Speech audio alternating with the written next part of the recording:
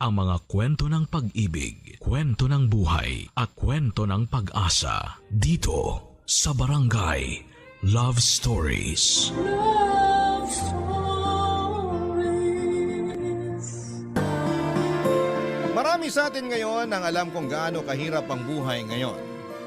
At sa kabila ng mga pagsubok ay patuloy pa rin nating nilalabanan ang hirap ng buhay para sa ating mga pangarap. Ikaw, kabarangay, ano ang kaya mong gawin para matupad ang iyong mga pangarap? Dear Papa Dudut, magandang araw po sa inyo at sa mga katulad ko na matagal nang tagahanga ng Barangay LS. Ako po si Princess at hindi po ako nagpapahuli sa bawat kwento ng Barangay LS tuwing alas 12 ng hapon. Day off ko po ngayon kaya naisipan ko na magpadala ng sulat sa inyo at sana po ay mapili at mabasa ninyo ang kwento ko. Ako po ay tubong Cadiz sa Negros Occidental. Hindi po ako lumaki sa mayamang pamilya at hanggang ngayon ay nakikitira pa rin ako sa mga magulang ko. Hindi po maganda ang aming bahay at marami na rin pong sira ang bubong namin. At ang pinakamasakit sa lahat ay may anak po ako na binubuhay ng mag-isa. Dahil iniwan kami ng tatay niya noong maliit pa lamang siya. Pero nagpapasalamat pa rin po ako sa Diyos kasi natutulungan naman ako kahit papaano ng mga magulang ko na bantayan at alagaan yung nag-iisa kong anak. At para po makatulong sa pang-araw-araw, nagtatrabaho po ako bilang cashier sa isang hardware dito sa Cadiz. Ang pangarap ko po talaga noon pa man ay maging isang nurse pero mukhang hindi ko na matutupad yon dahil hindi ako nakapagtapos ng high school. Kaya napagtanto ko na lamang na ibubuhos ko na lamang sa anak ko ang mga pangarap na hindi ko natupad para sa sarili ko. Pero ang totoo po niyan hanggang ngayon po ay nahihirapan kami ng mga magulang ko sa pagpapaaral sa anak ko at dahil po dito ay nagpatong-patong na ang mga utang ko. Pero tulad ng ibang mga nanay, wala po akong hindi kakayanin para sa anak ko. Kaya bilang isang single mother na araw-araw na kumakayod ay mukhang wala na po talagang pag-asa para magkaroon ng love life.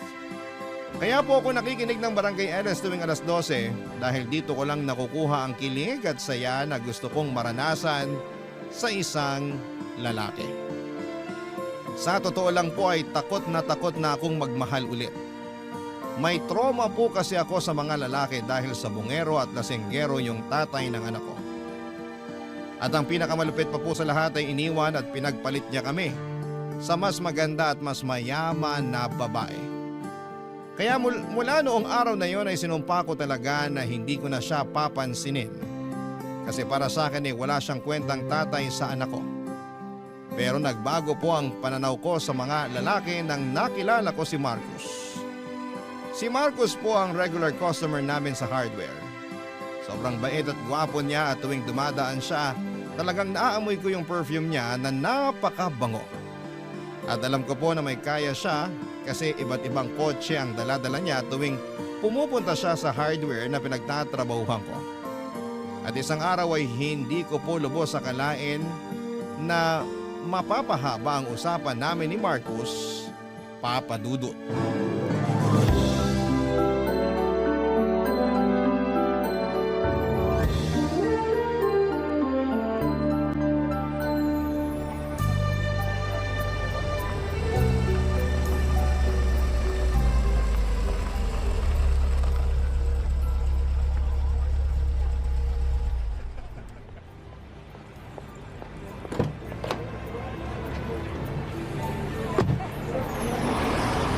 Princess, Good afternoon po, Sir Marcos.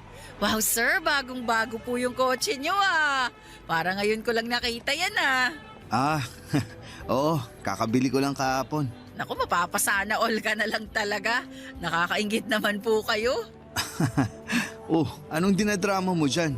Wala lang po. Naisip ko lang po kasi na sobrang unfair pala ng buhay.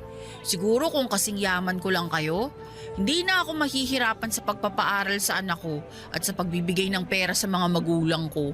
Eto talaga oh. Eto ha, may aaminin ako sa'yo. Ano po yun? Ang totoo niyan, Laki at sanay ako sa hirap. Seryoso po kayo? Hindi naman kayo mukhang sanay sa hirap ah. Nako, sa maniwala ka't sa hindi, 100 kaming magkakapatid.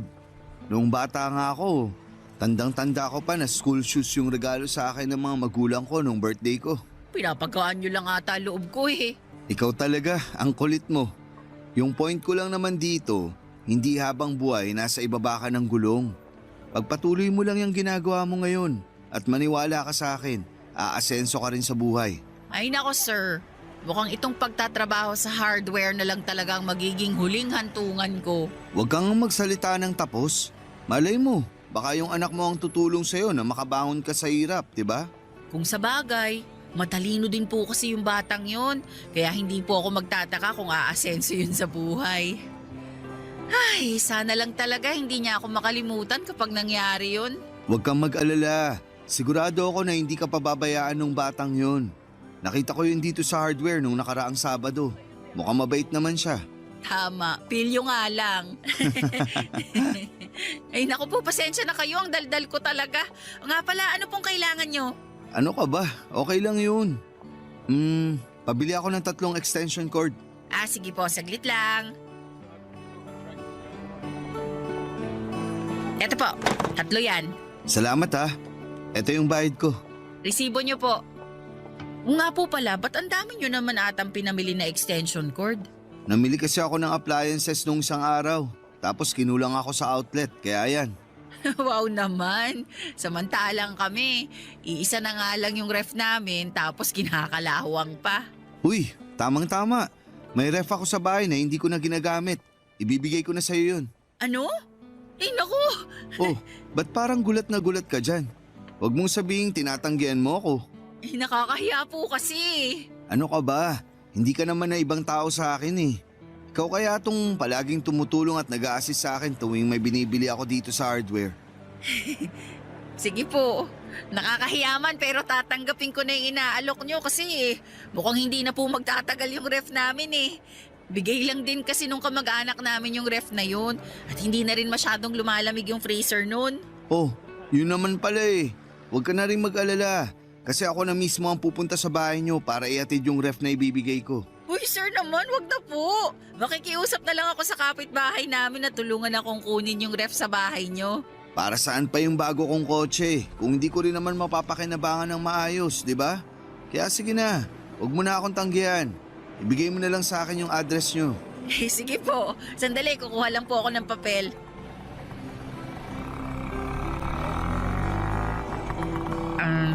Ito na po yung address namin. Ayos. So, paano? Kita-kits na lang mamaya ha? Mauna na muna ako. May kailangan pa kasi akong gawin sa bahay. Sige po sir, ingat po kayo. Pagkatapos ng shift ko, papadudot ay dumaan si Marcos sa bahay namin at grabe. Hindi ko talaga lubos sa kalain at dalawa yung pintuan ng ref na ibibigay niya.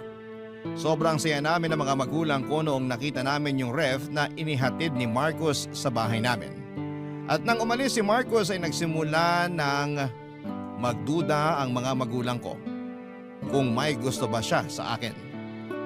Pero syempre sinabi ko sa mga magulang ko na mabait lang talaga si Marcos.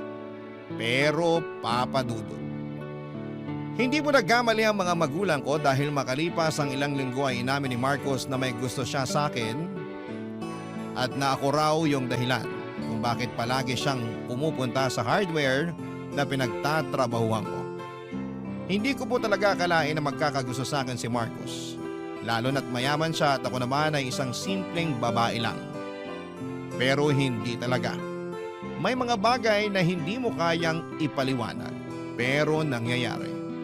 At ang tanging magagawa mo lamang ay tanggapin at yakapin ito. At sa madaling salita ay niligawan po ako ni Marcos at sinagot ko siya. At makalipas ang ilang araw ay pinag-resign ako ni Marcos sa hardware at pinatiranan niya ako sa bahay niya. Grabe! Ang ganda po ng bahay niya, parang isang malaking rest house.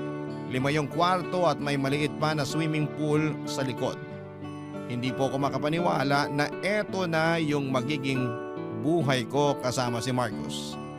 At syempre ang pinakabongga pa dyan ay nagbibigay si Marcos ng pera at ginagamit ko po yun para matulungan ang pamilya ko. Ang totoo niyan, hinding-hindi ko sinabi sa mga magulang ko na nag-resign na ako sa hardware.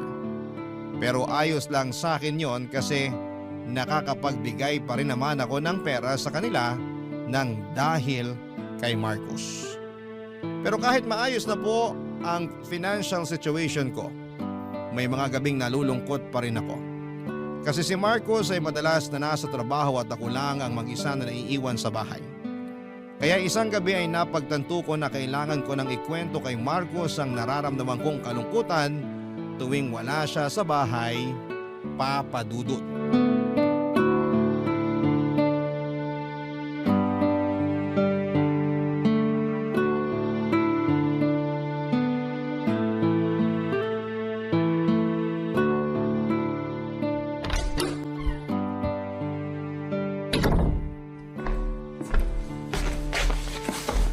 Ay, mahal! Mabuti naman at nakauwi ka na. Hi, mahal. Mukhang nanghihina ka ah. Okay ka lang ba? Kumusta yung trabaho mo? Ay, Hoy! Ano ba? Di ka naman nakikinig sa akin eh. sorry. Ayun, nakakapagod. Pero ayos lang naman. Nga pala, pinagluto kita ng paborito mong pagkain. Pinagtimpla na rin kita ng iced tea. Nasa mesa na lahat, nakahain na. Sige na, kumain ka na doon. Salamat. Pero bukas na lang siguro. Pagod na ako eh. Gusto ko nang matulog. Uy, nga pala, bago ka matulog, may aaminin muna ako sa'yo. Pero sana huwag kang magalit ah. Bakit? Ano ba yun? Nagpapasalamat ako sa'yo kasi nakakapag-abot pa rin ako ng pera sa mga magulang ko kahit wala na akong trabaho. Pero ang totoo niyan, nalulungkot ako tuwing wala ka dito sa bahay eh. Aba, natural. Kasi nagtatrabaho ako para sa ating dalawa. Alam ko naman yun, pero ang tagal na kasi simula nung huli tayong alam mo na. Utang na loob naman, princess. Anong gusto mo? Huminto ako sa pagtatrabaho at hayaan kong mamatay tayong dalawa sa gutom? Uy, kumalma ka nga. Ang kulit-kulit mo kasi. Yung sa akin lang naman, miss na kita. Kaya, Princess, tumigil ka. uy, sige na naman oh. Hindi ka ba talaga nakakaintindi? Ano bang problema mo? Bakit mo ako tinulak? Ba't ka ba nagkakaganyan? Ano, may nagawa ba ako masama sa'yo? Pagod ako sa trabaho. Yun lang yun. Alam mo, ang ganda-ganda nitong bahay mo at malaki yung perang na ibibigay mo sa akin. Pero may mga ibang pangangailangan din naman ako. Sige, kulitin mo pa ako at hindi lang yung pagtulak ko ang aabuti mo sa akin. Sama-sama mo naman. Alam mo, hindi ko maintindihan kung bakit mo pa ako niyaya makipag-live-in dito kung hindi mo naman pala ibibigay mga pangangailangan ko. Bakit? Hindi pa ba sapat sa iyo nakapag-resign ka sa hardware? Nakatira ka sa magandang bahay at nasusustentuhan mo yung pamilya mo nang dahil sa tulong ko? Siyempre, sapat na sa akin yun kasi alam mo namang hindi kami mayaman na tulad mo. Pero hindi ko na rin maiwasan na tanungin ang sarili ko kung mahal mo pa ba talaga ako. Oh, ba't yung pagmamahal ko naman sa iyo yung kine-question mo ngayon? Kasi hindi ka naman ganito dati eh. Nung nagtatrabaho pa ako sa hardware at nung nililigawan mo pa ako, ang sweet-sweet mo kaya sa akin. Pero bigla kang nagbago. Hindi ako nagbago. Talagang pagod lang ako. Sinong niloko mo? Umamin ka nga sa akin, Marcos. Bukod sa akin, may ibang babae ka pa ba? Ano? Pambihira. Saan naman ang galing yan? Kasi hindi ka naman manlalamig sa akin ng ganun-ganun na lang kung wala kang ibang babae. Wala akong ibang babae. Alam mo ikaw, hindi ka lang napagbigyan, nag-iinarte ka na. Hindi ako mag-iinarte kung wala akong basehan. Pwes walang kwenta yung basehan mo kasi napapraning ka lang. Ay, kung ako sa'yo, makontento ka na lang sana sa mga binibigay ko sa'yo. Kasi di hamak na mas malaki yung binibigay ko sa'yong pera kumpara dun sa kinikita mo nung nagtatrabaho ka pa sa hardware. Sandali lang, sinusumbat mo ba sa akin ang lahat ng naitulong mo? Ayaw ko sanang manumbat pero wala akong choice kasi pinipilit mo ako. Oo, alam kong mayaman ka. Pero sana wag mo namang ipamukha sa akin na wala akong kwenta. Asensya ka na. Sabi ko naman kasi sa'yo pagod ako. At pwede bang tigilan mo na yung kakaisip mo ng kung ano-ano? Wala akong babae. Talagang nape-pressure lang ako sa boss ko nitong mga nakaraang linggo. Ewan ko sa'yo. Uy, saan ka pupunta? Doon ako sa guest room matutulog. Ano ba naman yan? Bumalik ka nga dito. Di kita kayang tabihan ngayong gabi kaya manigas ka dyan. Sa may guest room po ako natulog ng gabing yon at kinaumagahan ay hindi ko pinansin si Marcos. Paulit-ulit siyang humihingi ng sorry sa akin pero talagang masama ang loob ko sa kanya noon. Pakiramdam ko kasi ay unti-unti nang nanlalamig si Marcos sa akin. At sa totoo lang ay nahihirapan akong tanggapin at unawain yon. Pero baka nga tama si Marcos, Papa Dudut, baka napapraning lamang ako at baka talagang pagod lamang siya sa trabaho kaya hindi na niya nabigyan ng atensyon yung mga bagay na dati ay importante sa amin. Pero masisisi niyo ba ako? Ang dami ng kwento ng mga asawa na pakiramdam nila ay nanlalamig na sa kanila mga mister nila tapos ay bigla na lamang nilang malalaman na may iba na palang babaeng kinakalantari ang mga mister nila. Nang mga panahong yun ay iniisip ko na lamang na at least ay nakapagbibigay pa rin si Marcos ng pera sa akin. At yun naman talaga ang kailangan namin ng pamilya ko. Kaya nga, nang sabi nila love is important pero money is importante. Kaya iniisip ko na lamang yung mga magagandang bagay na nakuha ko kay Marcos. Tulad ng komportableng buhay at mga bagay na wala ako noon. Pero ewan ko ba Papa Dudut kasi kahit nabibigay ni Marcos yung buhay na gusto ko, hindi pa rin nawawala sa isipan ko na baka may iba siyang babae. Lumipas sa mga linggo at nanlalamig pa rin siya sa akin kaya nagsimula na akong mag-isip na baka may tinatago siya. At doon ako nagsimulang mag-imbestiga. Isang araw naiwan ni Marcos ang cellphone niya sa bahay. Kaya't kinuha ko kaagad ito at wala pang 5 segundo ay nabuksan ko na yung cellphone niya. Yung birthday ay yung passcode niya ay iisa lamang. At nung mismong araw na yon ay hinalungkat ko na ang cellphone ni Marcos para makumpirma kung may basihan nga ba ang hinala ko na may iba na siyang babae, Papa Dudut. Barangay Love Stories. Barangay Love Stories.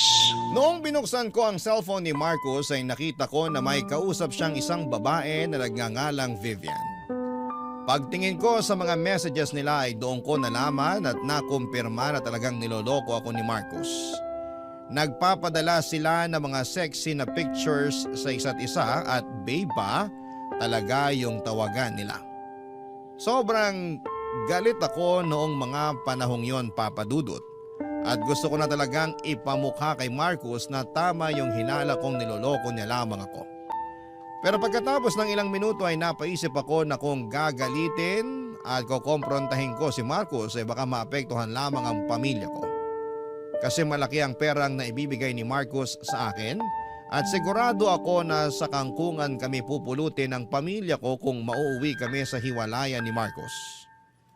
Ang totoo niyan ay nakakapanlumo yung pakiramdam na wala kang magawa na kailangan mong tiisin yung mga bagay na labag sa iyong puso. Pero wala talaga akong magagawa kasi hindi naman ako nakapagtapos ng pag-aaral at malaki din ang naibibigay na pera ni Marcos sa akin. Lumipas sa mga araw at mas lalo lamang akong nahirapan na tiisin yung sitwasyon ko. Nahihirapan ako sa tipong kailangan kong magpanggap na para wala akong alam tuwing magkaharap kami ni Marcos. Sobrang baba talaga ng tingin ko sa sarili ko ng mga panahong yon. Kaya naman isang araw ay nag-decide akong kunin ang number ng babae sa cellphone ni Marcos at tinext ko siya gamit ang cellphone ko. Nagpanggap ako sa babae na ako si Marcos at sinabi ko na extra phone number yung ginagamit ko. At sinabi ko rin na gusto kong makipagkita sa kanya sa labas ng isang bar. Pero ang hindi niya alam ay ako na pala yung makikipagkita sa kanya, Papa Dudut.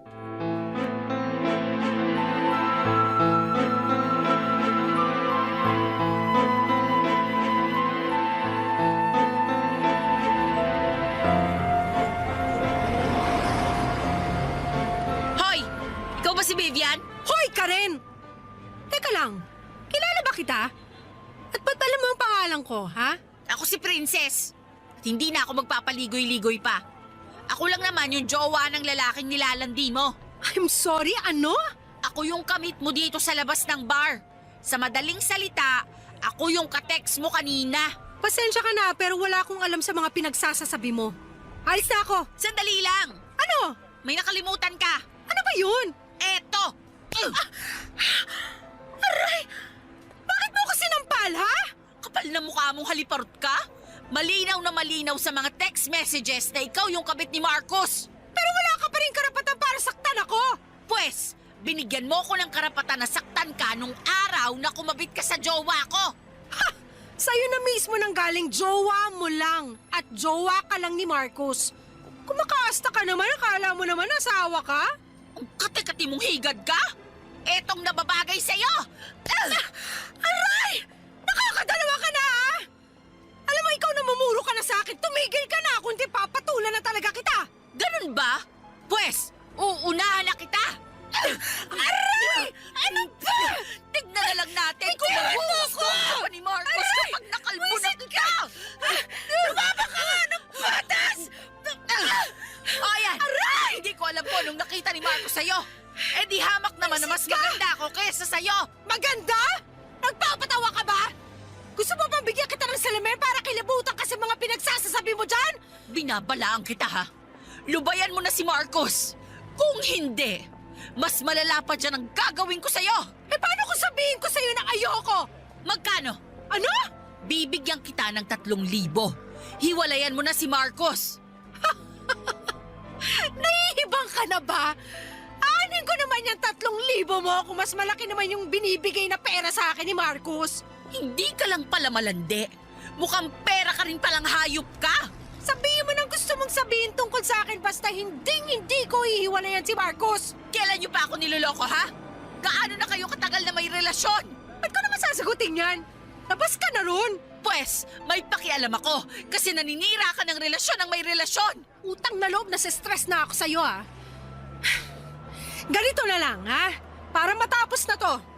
Ipapaubaya ko si Marcos sa'yo sa umaga, tapos tuwing gabi sa akin siya. Sharing is caring, di ba? Ha! Hindi ko alam kung saan ka humuhugot ng kapal ng muka para sabihin ang mga sinasabi mo sa akin ngayon. Teka nga lang, bakit pa ako yung pinagdidiskitan mo? Bakit hindi si Marcos yung kausapin mo? Kasi ayoko na magkasira kami dahil lang sa isang haliparot na tulad mo. Ano nakakatawa? May nakakatawa ba sa sinabi ko? Tama ba itong naiisip ko? Feeling ko kasi tama talaga eh. So ano? Magsasalita ka o bibigyan kita ng round 2? Gusto mo talaga malaman kung ano yung nasa isip ko? O pues sige.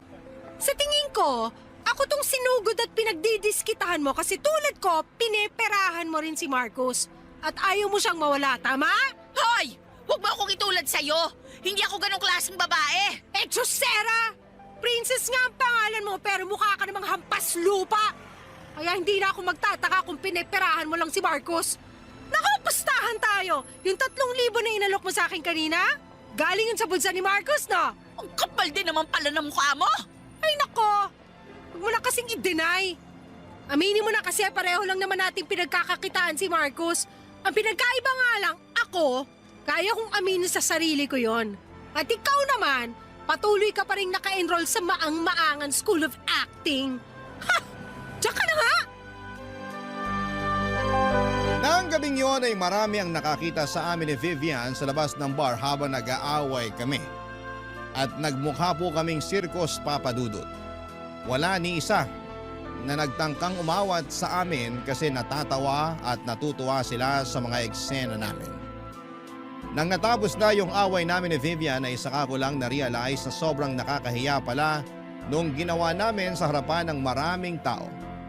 At pag-alis ni Vivian ay malinaw na sa akin na ginagamit lamang niya si Marcos para sa pera. Nakakahiya mang aminin papadudod pero parang tama na rin naman yung sinabi ni Vivian na parang pera lang din ang habol ko kay Marcos.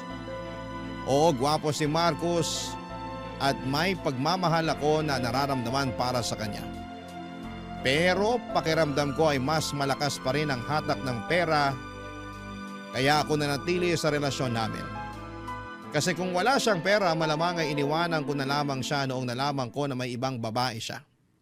Sobrang naiinis po ako sa sitwasyon kaya noong gabing yon, hindi na muna ako umuwi. Pumasok ako sa bar, nagpakalasing at doon ko rin naisipang i-stalk si Vivian sa Facebook. At doon ko nalaman na pareho kami ng sitwasyon. Tulad ko ay may anak din pala na binubuhay si Vivian. Ang totoo niyan, dapat ay magalit ako sa kanya kasi kabit siya ni Marcos. Pero sa totoo lang, mas naawa lang ako sa kanya. Siguro kasi pareho kaming nanay at malambot yung puso ko pagdating sa mga bata. Pagkatapos kong uminom sa bar ay umuwi na ako. Pero hindi ko pa rin sinabi kay Marcos yung nangyari sa amin ni Vivian. Hindi ko po talaga kayang i-process lahat ng kaguluhang nangyayari sa buhay ko. At kasabay noon ay ang patuloy ko na paglilihim kay Marcos tungkol sa mga nalaman ko. Ngunit ilang linggo ang lumipas ay nagulat ako nang makatanggap ako ng text mula kay Vivian.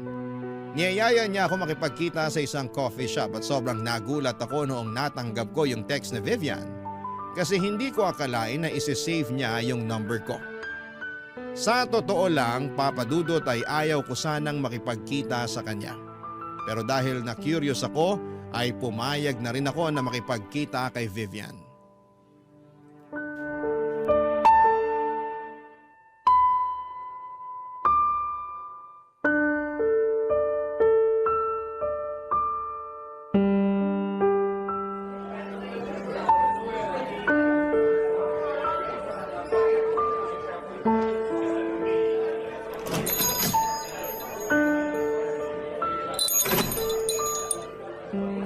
Anong masamang espiritong sumanib sa'yo at niyaya mo kung makipagkita sa'yo? Princess, maupo ka muna. Hindi porket pinagbigyan kita, ibig sabihin nun pinapatawad na kita. Para lang alam mo, hindi pa rin ako nakaka-move on sa nalaman ko tungkol sa inyo ni Marcos. Ang totoo niyan, hindi na ako nire-replyan ni Marcos.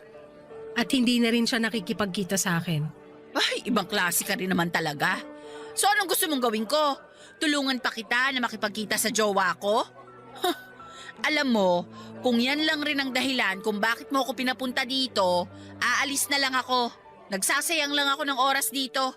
Papaalala ko lang sa'yo ha, ako ang nauna kay Marcos. Kung ihahalin tulad mo ang lahat ng to sa kotse, ako yung nasa unahan at ikaw yung sa likuran. Yan ang itatak mo dyan sa kukote mo. Baka alis na nga. Parang awa mo na maupo ka muna. Wala akong balak makipagbardagulan sa'yo. Taputin mo nga ako. Ano bang kailangan mo sa akin? Kanina pa umiikot tong usapan natin wala namang nangyayari. Kailangan ko ng pera para sa pampaospital ng anak ko. Ano? Isinugod ko yung anak ko sa ospital kahapon, Princess. At ngayon ko kailangan yung pera ni Marcos. O kung ganun, bakit ako yung nilalapitan mo? Hindi ka ba nakikinig? Hindi nga ako nire-replyan ni Marcos. Kaya parang awa mo na. Tulungan mo ako na kumbinsihin siya na bigyan ako ng pera. Hindi! Alam kong patibong mo lang ang lahat ng to. Hindi ba't inamin mo na sa akin noong nakaraan na pineperahan mo lang si Marcos? At sigurado akong may masama kang binabalak para paghiwalayin kami ni Marcos. Utang na loob! Kung hindi nakaratay sa ospital yung anak ko ngayon, hindi kita lalapitan. Pero wala akong choice. Kasi alam kong ikaw itong malapit kay Marcos. At ikaw ang makakatulong sa akin para kumbinsihin siya na tulungan yung anak ko. Pasensya ka na pero hindi kita matutulungan. Wala ka na ba talagang puso? Pag may nangyaring masama sa anak ko, pinapangako ko sa iyo na ikaw ang sisisihin ko. Hoy! Hindi ko kasalanan kung pabaya kang ina. At malay ko ba kung nagsasabi ka ng totoo? Ayaw mo talaga maniwala? Teka lang, kukunin ko lang yung cellphone ko. Tingnan mo to. Picture yan ng anak ko na nasa ospital. Tignan mo yung date. Kahapon ko lang kinunan yan. Susme, anong nangyari sa kanya? Na-dengue yung anak ko, Princess. Pwede mo akong husgahan sa lahat ng bagay. Pwede mong sabihin na malandi at mukha akong pera, pero alam ko sa sarili ko na hindi ako masama at pabayang ina. Ang totoo niya, matagal ko nang alam yung tungkol sa inyo ni Marcos. Pero tiniis ko maging kabit dahil kinailangan ko yung pera para sa anak ko. Sa maniwala ka't sa hindi, naiintindihan kita kasi may anak rin ako. Pero hindi ko kayang manira ng relasyon para lang magkapera, Vivian. Nangyari na ang nangyari at wala na ako magagawa ron. Kaya parang awa mo na, tulungan mo na lang ako na makausap si Marcos. O eto, 5,000 yan. Sana makatulong. Salamat dito ha. Makakatulong na to sa pampaospital ng anak ko. Pero Vivian, pakiusap lang. Kung may natitira ka pang konting kahihiyan dyan sa katawan mo, lubayan mo na kami ni Marcos. Tatapatin na kita. Sa tingin mo ba hindi ako nandidiri sa sarili ko tuwing nakikipagsiping ako sa lalaking may jowa na? Sa tingin mo ba talaga pinangarap ko maging kabit? Hindi. Pero wala akong magawa. Kasi salat na salat ako sa buhay. Naniwala ka sa akin, huli na rin noong nalaman ko yung tungkol sa inyo ni Marcos. Pero pinili kong tiisin yun kasi wala na akong mga magulang. At ako na lang inaasahan ng anak ko. Kapag nalaman ng anak mo na minsan nang naging kabit yung nanay niya, sa tingin mo ba ipagmamalaki ka pa niya? Eh ikaw, matanong nga kita. Ngayon na alam mong niloloko ka ng jowa mo, bakit hindi mo pa rin siya magawang iwanan? Hindi mo masagot, no? Pues akong sasagot para sa'yo. Kasi mayaman siya. May pera siya, kaya niyang ibigay sa'yo at sa akin yung buhay na punong-puno ng ginhawa. Kaya kung ako sa'yo, tigil-tigilan mo na ang pagiging ipokrita mo kasi sa ginagawa mong yan, mas lalo mo lang pinapahirapan ang sarili mo. Hindi mo ba talaga kami lulubayan? Pasensya ka na pero titiisin ko lahat kung para sa ikabubuti ng anak ko. Sige, ganito na lang. Manghihingi pa ako ng pera kay Marcos. Kukumbinsihin ko siya na bayaran ng buo yung bayarin mo sa ospital. Pero pagkatapos nun, lubayan mo na kami. Maliit pa ang anak ko, Princess. Sa tingin mo ba sa bayarin ng ospital natatapos ang responsibilidad ko sa kanya? Ayoko matulad sa akin yung anak ko. Gusto ko siyang magkaroon ng buhay na malayo sa pagod at hirap at magagawa ko lang yon kung patuloy akong susustentuhan ni Marcos. Sa totoo lang, Papa Dudut, ay medyo natuwa ako noong malaman kong hindi na nakikipagkita o tinatawagan ni Marcos si Vivian. Pero hindi ko rin maiwasang maawa at magalit kay Vivian. Naawa ako sa kanya kasi alam ko yung hirap pagdating sa pagpapalaki ng anak at naisip ko na maswerte pa rin ako kahit papaano kasi may mga magulang akong tumutulong sa pagpapalaki at pagbabantay sa anak ko. Habang si Vivian naman ay wala ng mga magulang na pwede siyang asahan. Pero sa kabilang banda ay nagagalit pa rin ako sa kanya kasi harap-harapan niyang sinasabi sa akin na hindi na niya kami lulubayan ni Marcos. Gulong-gulo talaga ang isipan ko ng mga panahong yon. At ang totoo niyan ay sobrang natamaan ako sa mga sinabi ni Vivian na nagpapaka-ipokrita ako. Ayaw ko mang aminin, Papa Dudut, pero may point talaga yung sinabi ni Vivian sa akin.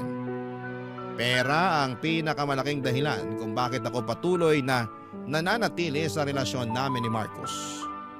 Pero ang pinagkaiba nga lang namin ni Vivian ay hindi ako kabit katulad niya. Lumipas sa mga araw at pinili ko pa rin ang manahimik at magsawalang kibo sa lahat ng kababuyan ni Marcos. Pero syempre hindi na muling naibalik yung tiwala ko kay Marcos. Kaya palihim ko pa rin at tinitignan at hinahalungkat ang cellphone niya tuwing iniiwan niya ito sa mesa. At doon ko nakumpirma na hindi na nga nagte-text o tumatawag si Marcos kay Vivian. Naisip ko na mga panahon na yon na baka nagbago na talaga si Marcos at unti-unti niya nang pinuputol ang ugnayan nila ni Vivian para sa kapakanan namin. Hindi ko maiwasang maging masaya pero may kaunting awa pa rin sa puso ko. Naawa pa rin ako kay Vivian, Papa Dudut, lalo na para sa anak niya. Siguro kailangan niyang matutunan na panahon na para tigilan na niya yung pagiging kabit ng jowa ko, Papa Dudut. Barangay Love Stories. Barangay Love Stories. Naging tahimik at mapayapa na ang relasyon namin ni Marcos at sa wakas pakiramdam ko ay nagkaroon ako ng tunay na peace of mind. Parang naisip ko na okay, tapos na yung lahat ng gulo, pwede ko na talagang ilibing sa limot yung tungkol kay Vivian. Hindi ko na kailangang kumprontahin si Marcos kasi gaya nga noong nalaman ko ay hindi na naman nagpaparamdam si Marcos kay Vivian. Pero Papa Dudut, yung peace of mind ko na yon ay biglang nabasag. Noong isang araw ay nakatanggap ako ng message galing kay Vivian. Naloka ako Parang may balak pa yata siya na gawin akong textmate kasi hindi ko lubos akalain na magpaparamdam na naman siya sa akin. Tapos ayon, nag-text siya ulit at sinabi niya na kailangan daw namin na magkita at mag-usap.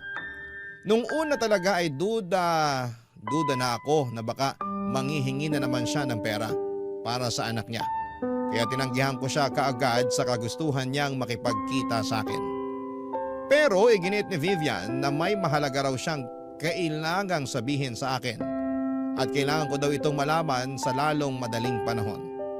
Kaya sa pangalawang pagkakataon ay nagpadala ako sa curiosity ko at nagkita kami ni Vivian sa isang mall, Papa Dudut.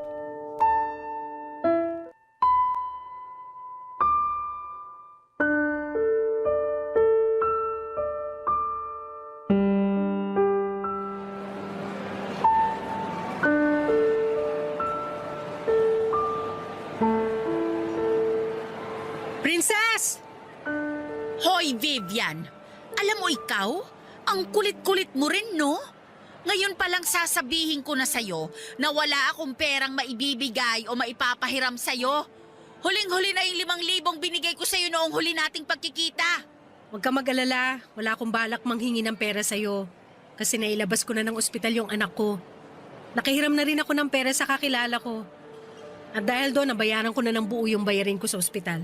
Kung ganun, ba't mo pa ako pinapunta-punta rito? Siguro kukumbinsihin mo na naman ako na kausapin si Marcos para bayaran yung perang hiniram mo, no? Nakuutang na loob, Vivian. Sobrang payapa at tahimik na ang mga buhay namin simula nung hindi na nagpaparamdam sa'yo si Marcos. Kaya kung ako sa'yo, tanggapin mo na lang na hindi ka napapatulan ni Marcos at mag-move on ka na rin. Kasi ako na ulit yung nasa unahan at tuluyan ka na niyang kinalimutan. Sigurado ka ba talaga sa mga pinagsasasabi mo? Sigurado ka ba talaga na nagbago na si Marcos? Anong ibig mong sabihin? May papakita ako sa'yo. Tignan mo tong video na kinunan ko. Ipinasyal ko yung anak ko sa mall na to nung isang araw. O ano ngayon? Manahimik ka nga muna. I-fast forward mo ng konti yung video. Sige na nga. Teka lang, Ayan, hinto mo dyan. ano ba yung gusto mo ipakita? Tignan mo yung lalaki na kapula. Hindi ba si Marcos yan? Diyos ko, siya nga! So paano may papaliwanag yung babaeng kasama niya dyan? At may pa-holding hands pa silang nalalaman. Baka naman kasamahan lang niya yan sa trabaho. Pinsa ka nang niloko ni Marcos. Tapos ngayon magpapakamartir ka pa rin. Minsan niya nga akong niloko ng dahil na rin sa'yo. Hindi yun yung point dito. Ang point dito, hindi lang tayo ang mga babae sa buhay ni Marcos. Oh, bakit ka umiiyak? Nasasaktan lang ako kasi ang buong akala ko nagbago na siya. Yun pala, mas lalo niya lang dinadagdagan yung kasalanan niya sa akin. Ang totoo niyan, napaisip din ako sa sinabi mo sa akin noon eh. Sigurado ako na ikakahiya lang ako ng anak ko kapag nalaman niyang naging kabit ako. Kaya siguro panahon na rin para tigilan ko na si Marcos. Kasi mukhang wala na rin namang pag-asa magbago yung lalaking yun eh. Hindi nga akong naging kabit. Pero naging boba naman ako. Aaminin ko na tama yung sinabi mo na pera lang yung dahilan kung bakit patuloy akong nagpapakatanga kay Marcos. At sa totoo lang, pagod na rin ako sa ganitong klaseng sitwasyon. Hindi na matutumbasan ng pera yung sama ng loob na binibigay niya sa akin tuwing naglilihim at nangangaliwa siya. Pasensya ka na rin kasi naging dahilan din ako kung bakit sumama yung loob mo noon. Alam mo, maliban sa pagiging kabit mo, napagtanto ko na wala naman pala tayong pinagkaiba eh. Pareho tayong iniwan ng mga tatay ng anak natin. At pareho rin tayong kayang gawin at tiisin ang lahat para sa ikabubuti ng mga anak natin.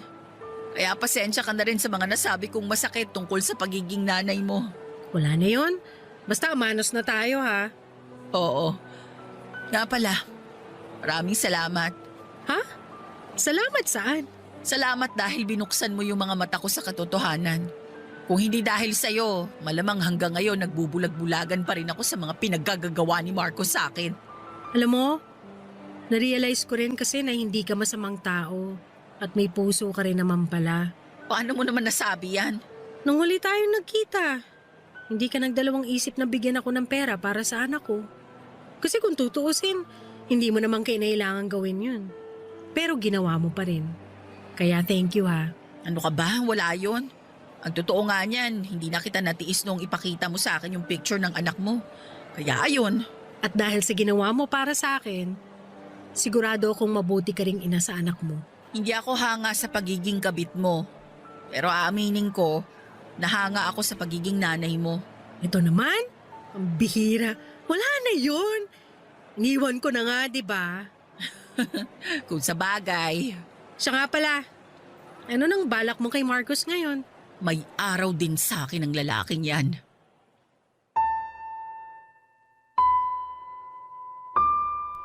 Nasaktan ako ng sobra nang malaman ko na hindi lang pala kami ni Vivian ng babae sa buhay ni Marcos Papadudut. At para ako nalulubog sa depresyon noong araw na ipinakita sa akin ni Vivian, yung video na may ka-holding hands si Marcos sa mall. Pero sa kabilang banda pakiramdam ko rin ay may nakahanap ako ng kaibigan noong araw na yon. At yon ay si Vivian. Habang tumatagal ay unti-unting napapalitan ng pagpapatawad at pag-unawa ang galit at puot ko kay Vivian. Kasi kung hindi dahil sa kanya malamang hanggang ngayon ay nagpapakaloko pa rin ako kay Marcos. Ang totoo nga niyan ay hindi niya kailangan pang ipakita sa akin yung video pero ginawa pa rin ni Vivian yon dahil pakiramdam ko ay may malasakit siya sa akin. Kaya kahit papaano ay tatanawin ko yon ng utang na loob kay Vivian. Kasi siya ang nagligtas sa akin mula sa relasyon na puno ng pagdududa at pagtataksil. Lumipas sa mga araw at hindi ko pa rin inamin kay Marcos yung mga nalaman ko kasi gusto ko pa rin siyang gantihan sa lahat ng panloloko niya bago ko siya tuluyang iwanan at hiwalayan.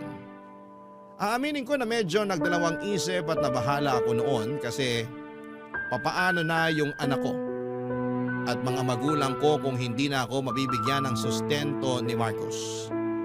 Pero napagtanto ko na kinaya ko naman palang buhayin ang pamilya ko noong nagtatrabaho pa ako sa hardware. At isa pa akong nagawang iwanan ni Vivian si Marcos, sigurado ako na kaya ko rin gawin yon. Kaya mas lalo ako nagkaroon ng lakas ng loob na maghanda para sa hiwalayan namin ni Marcos. Papadudot pagkatapos ng ilang araw ay naisipan ko na rin kung ano yung pinakamagandang gawin bago ko tuluyang hiwalayan si Marcos. Nang maisip ko yung plano ko na yon, agad kong tinawagan si Vivian at sobrang saya ko nang sumang-ayon siya sa plano ko. At nung handa na ang lahat ay niyaya ko si Marcos na dalhin ako sa isang seafood restaurant, Papadudot.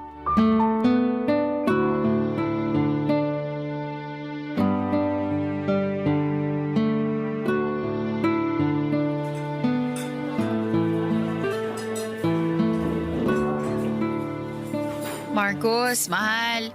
Thank you talaga ha at pinagbigyan mo ako sa kagustuhan kong kumain sa restaurant na to. Siyempre naman mahal.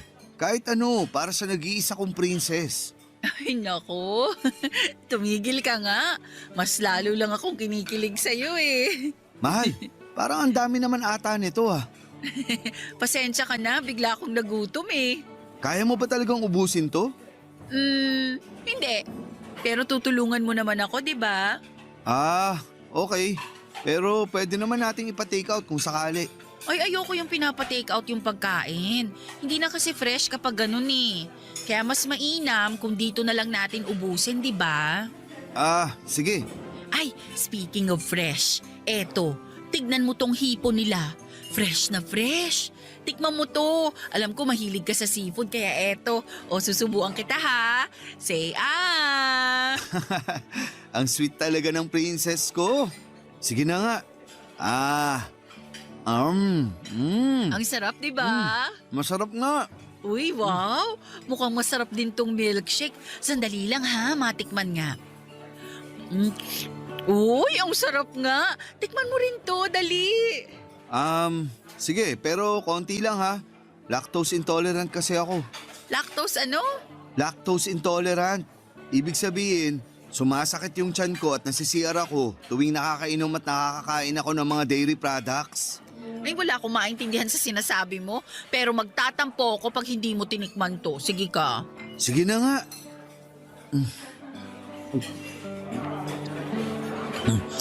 Ang sarap nga ng milkshake nila. Sakto lang yung tamis. Mismo, kaya ubusin mo yan para sulit yung babayaran mo dito. Sige. Pero alam mo kung saan bagay i-partner yung milkshake nila? Dito, sa buttered scallops. Mukhang nakakatakam, di ba? Matikman niya. Uy, ang sarap! The best! Mahal, hindi mo pwedeng palampasin to. Tikman mo na, dali!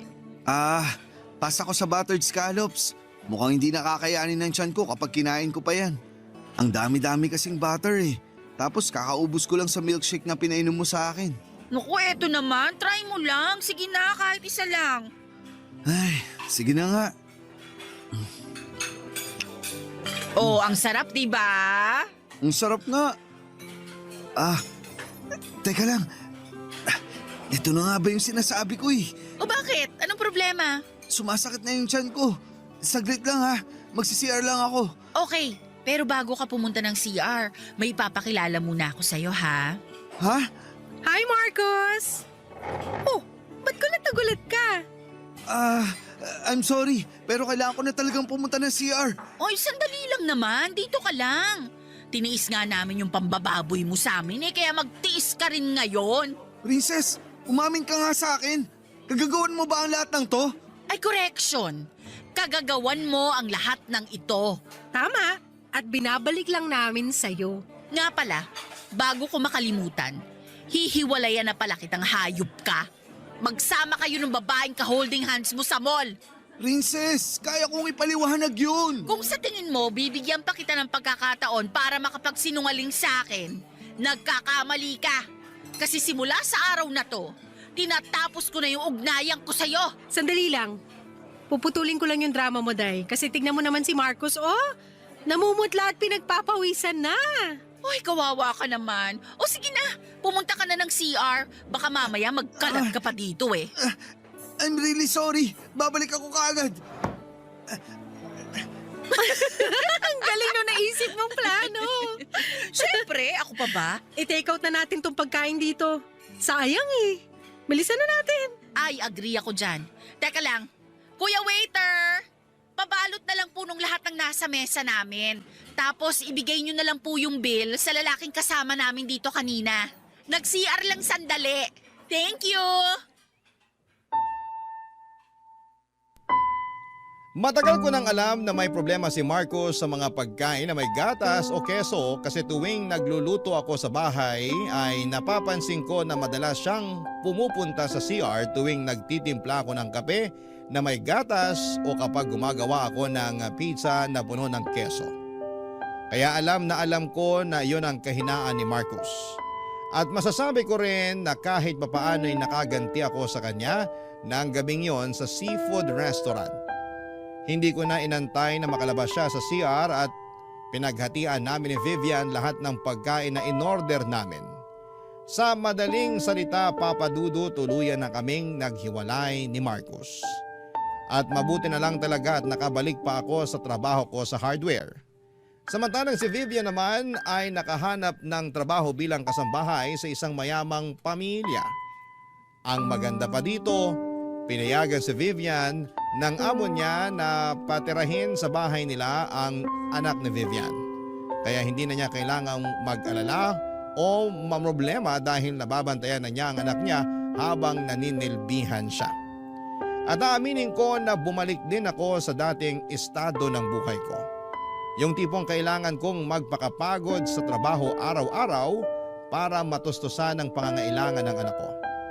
Pero at least ngayon ay masasabi ko na may peace of mind na ako dahil nakawala na ako sa isang relasyon na puno ng lihim at kasinungalingan.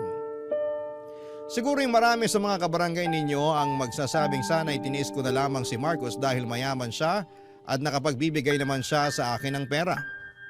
Pero sa totoo lang ay madali lang sabihin yan.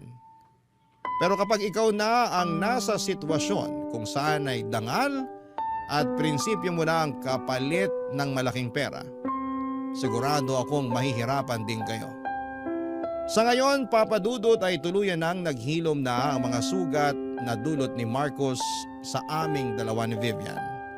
At masasabi ko rin na matalik na kami na magkaibigan ni Vivian. At tungkol naman kay Marcos ay hindi na niya ako kinausap simula noong nilayasan ko siya sa restaurant. Pero tuwing napapadaan ako sa harapan ng bahay niya ay napapansin ko na nabawasan na yung mga kotseng nakaparada sa labas ng bahay niya. Siguro ay may pinansyal na problema siya kaya kumonti na ang mga kotse niya. Pero sa totoo lang ay hindi ko na inalam yan. Pinagpapasa Diyos ko na lamang ang lahat ng kabalbala na ginawa niya sa akin noong kami pa lamang. Dito ko na po tatapusin ang kwento ng buhay ko, Papa Dudut. Maraming salamat po talaga at binigyan ninyo ako ng pagkakataon na maibahagi ang love life ko na nagdulot sa akin ng malaking aral sa buhay ko. At ang aral na yon ay ang hiwalayan ng isang tao na palagi kang binibigyan ng dahilan para magduda at magdusa. Ang inyong forever kapuso at kabarangay Princess.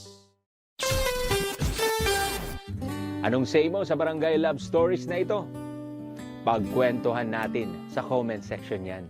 Ang mga kwento ng pag-ibig, kwento ng buhay at kwento ng pag-asa dito sa Barangay Love Stories. Love Stories.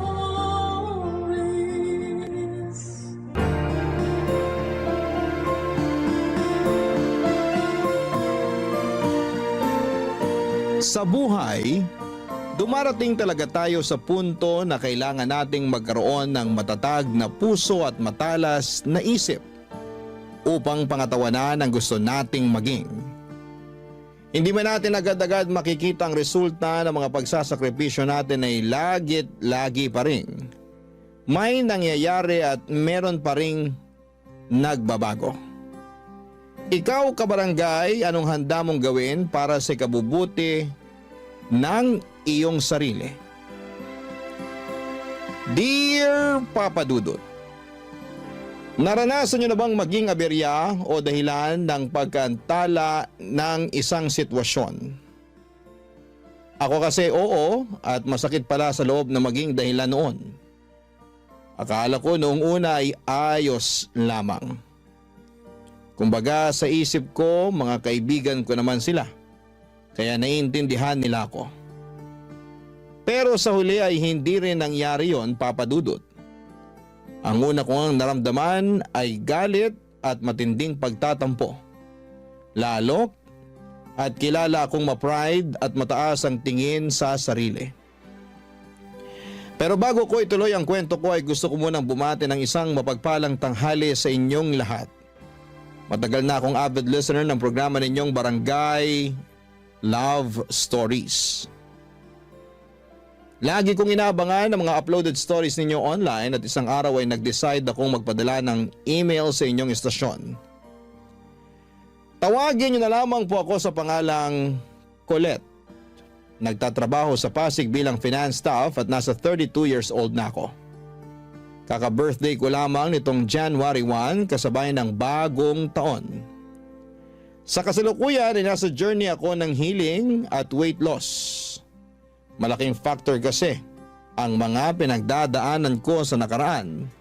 Kaya lumobo ang timbang ko at pumalo ng lagpas na sa 100 kilo sa edad ko pa lamang na 30 years old.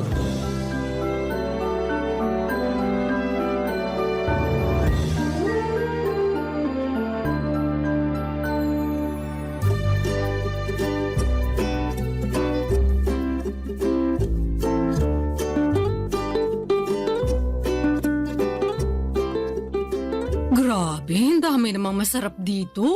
Lalaki ba yan? Sira! Bakit naman ako maghahanap ng lalaki may boyfriend na akong tao? Meron nga, pero sira ulo naman. Hayaan mo na. Ako nga hindi na masyadong ini-stress ang sarili ko sa kanya eh. Hindi ko lang mapigilan. Di mo kasi deserve na harap-harapang pagmukaing tanga, lalo nung pinaghintay ka niya dun sa date nyo. Nagkausap na naman kami. Sabi niya sinugod daw sa ospital mama niya. At sa taranta niya hindi nakapagsabi sa akin. Ay, ganun ba? Oo. Kaya huwag ka namang gigil dun sa tao. Kumusta na raw ba mama niya? Okay naman. Nakalabas na sa ospital. Inatake lang ng high blood kakakain ng maalat at matabang pagkain. Nag-birthday kasi yung ate niyang umuwi from US, kaya naghanda sila ng bongga. Sayang nga eh. Hindi ako naimbitahan kasi may seminar kami nun sa office. Nakita ko pa naman sa pictures na in-upload nila sa Facebook yung mga handa nila. Ay! May lechong baboy, crispy pata, inihaw na manok at liempo, at iba't ibang klase ng ulam. May masarsa, may masabaw, meron din pansit, spaghetti, carbonara. Tapos yung mga paborito kong dessert na mango float at coffee jelly. Hala siya. O bakit? Nakakatakam naman talaga yung mga yun eh. Bigla tuloy ako nagutom. Nando na tayo. Pero papaalala ko lang sa'yo, nakakakain lang natin ng lunch. Ay talaga? Oo, Isang oras pa nga lang nakakalipas. Dami ko rin nakain ha. Sarap kasi ng bulalo na niluto mo eh. Thank you. Pero hindi ako makapaniwalang 1 oras pa lang ang lumipas. Akala ko kasi 3 oras na. Grabe namang mga dragon mo na yan sa tiyan. Seryoso nga. Nagugutom na nga ulit ako, kaya eto. Naghahanap na ako ng ma-order online. Totoo? Oo, ito. Tingnan mo. Tingnan mo. Ano kayo masarap kainin? Hala si auntie. Bakit ba? Nagugutom nga yung tao eh. Hindi naman kita pinagbabawalang kumain. Kung gusto mo, go ka lang. Pero ang akin lang maghinay-hinay ka. Hindi mo nga ako pinagbabawalan. Pero pinakikialaman mo naman ako. Kakawalang gana tuloy kumain. Wow ha? Ikaw? Mawawala ng gana sa pagkain? Pwede ba hindi mo ako mai-eme? Tigilan mo ako, Colette. Kilalang kilala mo na talaga ako. Aba syempre, para na tayong magkapatid. Kaya nga bilang nakakatanda mong ate, pinagsasabihan kitang ayus-ayusin mo yung pagkain mo. Lalo na yung mga kinakain mo. Pansin ko kasi marami ka na namang instant noodles sa cabinet. Tapos puro processed food yung nasa freezer mo. Marami ka rin soft drinks at junk food. Nag-grocery ka ba? Oo, kahapon lang. Lumagpas nga ako sa budget ko kasi marami akong kinuhang hindi naman kasama sa listahan ko. Nakaka-tempt naman kasi. Pero okay lang naman. Wala rin naman pagkain na nasasayang sa akin. Kaya pala nagulat ako. Kasi pang 5 tao yung supply mo kahit mag-isa ka lang dito sa apartment mo. Baka nakakalimutan mo. Pumupunta ka rin dito at pinagluluto kita katulad na lang nung kinain mong bulalo kaninang tanghalian. Oo, pero di katulad mo. Para lang akong pusa kumain. Kape-kape lang sa umaga, wala pang asukal. Tapos half rice lang sa tanghali at dasal na lang sa gabi. Ang boring naman ang buhay mo. Hindi kaya boring yun, no? Ikaw lang nagsasabi niyan. Basta, for me, boring yon. Kung ako siguro nasa sitwasyon mo, baka nategi na ako. Ay, ang OA naman? Tegi talaga agad? Oo. Sa bilis ko magutom, hindi ko kaya magdasal na lang sa gabi. May lang naman yung dasal. Pero alam mo namang di na ako nagdi-dinner, di ba? Oo. Tamang water na lang ako. Kasi bakit pa ako kakain? Gabi na rin naman. Hindi na ako magugutom noon dahil tulog na ako. Buti ka pa hindi nagugutom. Ako kasi kahit tulog, mas nananaig yung kalam ng sikmura kahit kumain naman ako ng pagkarami-rami bago matulog.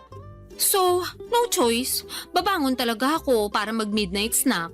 Grabe naman yung kahit kumain ng pagkarami-rami. Buti hindi ka binabangungot. Hindi naman ako naniniwala dun. At saka, mas babangungutin lang ako pag hinayaan ko magutom ako. Ay, iba rin. Kaya mabuti pa, tulungan mo na lang ako mamili ng masarap na merienda. Pasa ko dyan. Ako nga lang, di ba? Ako lang ang kakain, wag ka na. Papadudot, bata pa lamang ay tabain ako. Ako yung tipo na mahanginan lamang tumataba na. Malakas din kasi akong kumain at aaminin ko ng pagkain ang naging takbuhan ko kapag stress ako sa personal kong buhay at sa trabaho. Katulad na nga lang noong nasa bingit ng alanganin ng relationship ko sa aking long-time boyfriend.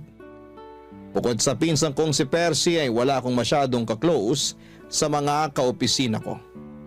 Kaya wala rin akong mapagkwentuhan sa kanila. Para sa akin ay malaki ang tutulong ng pagkain upang gumaan ang nararamdaman ko. Nagsimula ang hilig ko sa pagkain at minsan ko pangang binansagan ang sarili ko na certified foodie.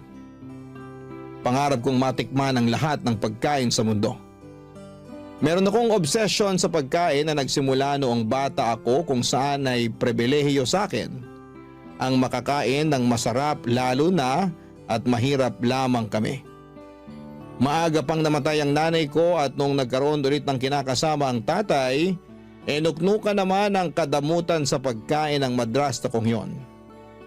Sa kanya ko naranasang magutuman kaya ang ginagawa ko ay nagtatago ako ng pagkain at palihim na kinakain yon.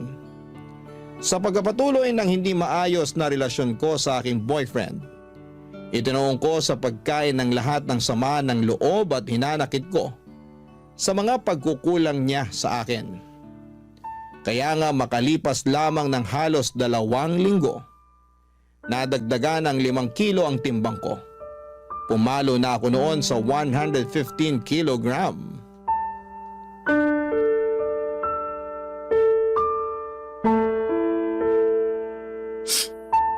Grabe siya sa akin. Hindi ko akalain na pagsasalitaan niya ako na masasakit. Alam naman niya mataba ako eh. Lalo niya pang pinamukha yun sa akin. Napakasira ulo talaga niyang ex mo. Mabuti naman natauhan ka na't hiniwalayan mo na. Hindi naman ako yung nakipaghiwalay eh. Siya. Ay, wow ha? Oo, kasi tinapat niya na ako. Hindi na raw niya ako mahal. Hindi na raw niya nakikita ang sarili niya na pagkakasalan ako. Kaya yun, nakipag-iwalay na siya sa akin. Ang hindi ko lang maintindihan, bakit kailangan ka pa niyang pagsalitaan ng masakit? Ano ulit yung sinabi niya? Na mataba ka? Oo, baboy daw ako. Tapos nalilitan pa siya sa baboy. Kinumpara pa niya ako sa balyena. Ala, tala. Hindi naman totoo yun eh. Anong hindi totoo? Ikita mo naman tong katabaan ko, di ba? Sabi niya para raw akong balyena na may paa at paggala-gala sa lupa. Ang kapal naman talaga ng mukha ng lalaking yan, no? Kung makapagsalita, akala mo kung sinong perpektong nilalang ng Diyos. Fit lang siya, ha? Matangkad na rin, sige. Pero mukha naman siyang dugong. Grabe ka naman dun sa tao. Anong grabe doon? Totoo naman. Lapad din ang nguso niya, tapos laki rin ang mata. Kung papangitan lang naman, may ibubuga talaga siya. Isama mo pa yung ugali niya, aba, may kalalagyan talaga siya sa impyerno. Doon, katabi ng trono ni Satanas. Pero ayun nga, hindi pa rin ako makapaniwala na ipagpapalit niya ako sa iba dahil lang sa pagiging mataba ako. Bakit nagulat ka pa? Alam mo namang sira ulo na talaga yung ex mo simula pa lang nung mahuli mo nagloko. Akala ko kasi magbabago pa siya nung humingi ng tawad sa akin eh. May pasabi-sabi pa na ako raw talaga yung mahal niya. At hindi niya kaya mabuhay na wala ako. Natukso lang daw siya, bla bla bla bla. Lokohin niya, lelang niya. Hindi raw mabubuhay na wala ka. Oh, bakit hanggang ngayon buhay pa siya? Hayaan mo na. Kung ikaw kaya mong hayaan, pues ako hindi. Ayoko yata na sinasaktan pinsan ko, no? Dami mo na pinagdaanan eh. Tapos nung nakilala mo siya, naramdaman ko talaga na naging masaya ka. Kumbaga, for the first time in your life. Nangako rin sa akin yung ulupong na yon na hindi ka niya sasaktan at paiiyakin. Tapos ginawa niya rin sa'yo. Pag nakita ko talaga yung ex-boyfriend mo, makakatikim siya sa akin na mag-asawang sampal. May kabit pa. Thank you. Pero kung ako sa'yo, hindi ko nahahayaang madungisan niya yung mga kamay ko. Hindi niya deserve ng atensyon mo. Kaya siguro iniisip niya na okay lang sa kanya yung ginawa niya sa'yo kasi di mo kayang patulan. Hindi naman ganyan pagkakakilala ko sa'yo ha. Palaban ka eh. Oo, pero napagod na lang ako. Naghabol na ako sa kanya nung nakipaghiwalay siya sa akin. Nagmakaawa ako pero pinamukha niya lang sa akin kung gaano ako kapangit at walang kwentang tao dahil sa pagiging mataba ko. So, tama na yun. Once is enough, ika nga. Once is enough din, masampal ko lang siya. Kapal na pagmumukha. Alam mo, ibang klase na rin mga tao ngayon, no? Anong ibig mong sabihin? Yun bang sila na nga yung nagloko, sila pa yung may ganang mga insulto ng tao. Hindi na lang lumisa ng mapayapa, papunta sa kabilang buhay. Dami pa sinasabi. Mema naman.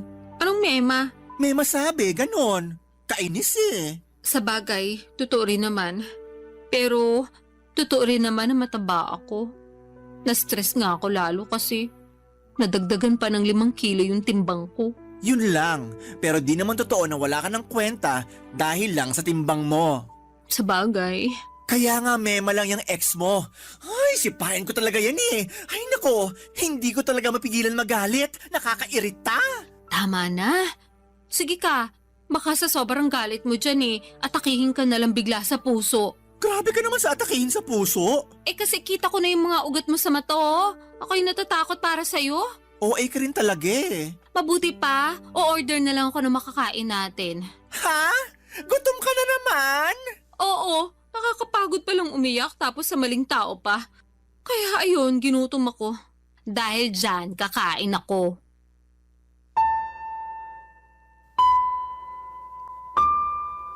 Papadudot, sobrang sakit maloko ng taong pinakamamahal mo.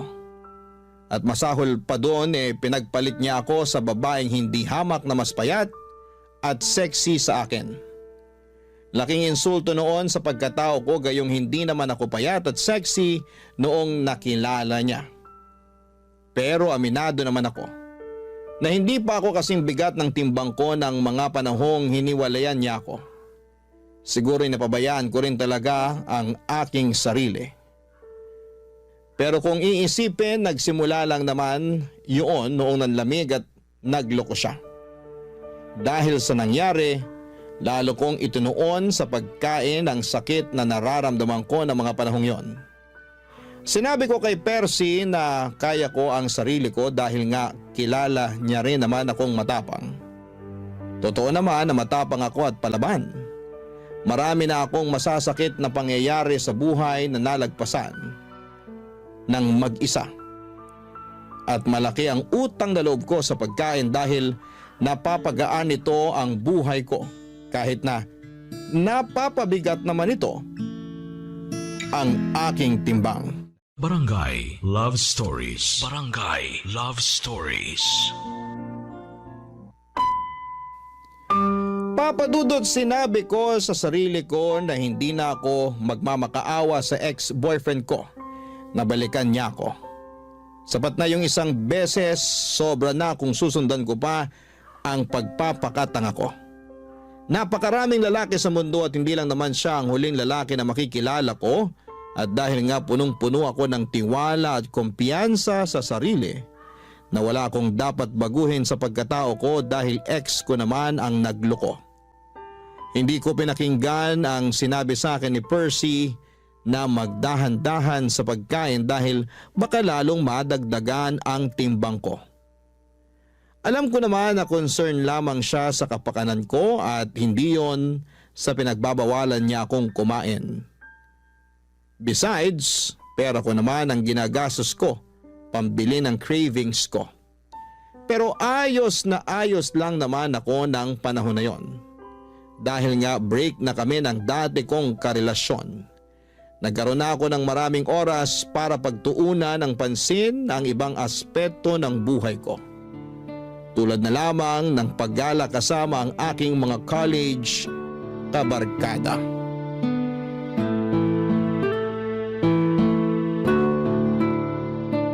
Eto, pasalubong ko sa'yo. Wow, keychain! Thank you! Matadagdagan na naman ang koleksyon ko. Ref magnet nga sana kaya lang wala naman dun sa hinintuan namin. Tapos hindi na ako nakapamili ng design kasi hindi na ako bumaba sa sasakyan. Nagpabili na lang ako sa isa naming kaibigan. Hayaan mo, sa susunod, ref magnet na ang ibibigay ko sa'yo. Okay na yon. Thank you ulit. Welcome! So, ano pa? Anong ano pa? Pasalubong ko? May dala ko dung pagkain, kainin mo. Ayoko, busog pa ako. Tsaka di naman yun yung tinatanong ko eh. Ano nga uli yun? Nakalimutan ko na kasi. Di ba nagpapakwento ko sa'yo bago mo inabot sa akin tong pasalubong mong keychain? Ay oo, kaya lang, nasa na nga ba tayo sa pinag-uusapan natin? Ay nako, nasa 30 ka pa lang pero ulyanin ka na. Sabihin mo na lang kaya, kaysa inaano mo pa ako. Inaano ka dyan? Wala akong ginagawa sa'yo, no? Ay, bahala ka na nga dyan. Eme lang, ikaw naman, di ka na mabiro. Kilala mo ko, hindi talaga ako mabibiro. Kaya sabihin mo na lang sa akin kung ano yung tinanong mo bago ko ibigay sa iyo yung keychain. Oo na, kamahalan. Pero ayun nga, Tinatanong ko kung ano pang ginawa niyo ng mga barkada niyo dun sa resort. Sabi mo lang kasi maganda. Tapos nag-swimming kayo. Yun lang? Eh di ba beach resort yun? Tas alam ko maraming bar dun. Di kayo lumabas? Ha, oo. Tama ka naman na beach resort yon at maraming bar. Pero sila lang yung lumabas, hindi ako sumama. Ay bakit? Hindi naman ako umiinom eh. Ngek, di mo naman kailangan uminom ng hard drinks. Meron naman mga ladies drinks doon. Kung ayaw mo pa rin, sana nag-juice ka na lang for the sake of party-party. Pagod ako noon, kaya nagpaiwan na lang ako sa tinuluyan namin. At saan ka naman napagod? Saan pa ba? E di sa biyahe. Tsaka after ng dinner na yun, nakapag-swimming na kami nung hapon hanggang gabi nung nagkayayaan sila. Kaya nga dapat mas lalo mong sinulit yung stay nyo doon. Di ka ba nakikinig? Pagod na nga ako. Ayoko na maglakad.